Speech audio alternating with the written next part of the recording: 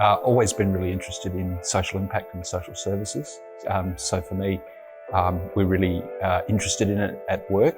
And so for me, both personal learning, but also to mirror that behaviour that we're looking for in our organisation so that other people would be interested in it. The best bit about studying social impact has been hearing from leaders both internationally and within Australia and understanding what they've been doing. My favourite guest speaker was Stacey Thomas from the Wyatt Trust. Really appreciated Stacey's perspective on how they changed the objects of the trust from being really about outputs for individuals to taking a systemic approach to the work of the trust. The certificate in social impact will really help me understand how to apply the language of social impact, understand the methodologies of social impact as we think about its application in the social services area.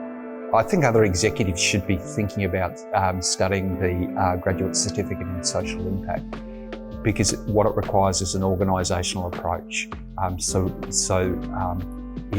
If we understand that we want our board and our governance arrangements connected to social impact, we want our executive team to be understanding it, supporting our senior managers and creating a culture and a language of social impact as we support that, not only the reporting aspects of social impact, but cultural learning from what we're doing.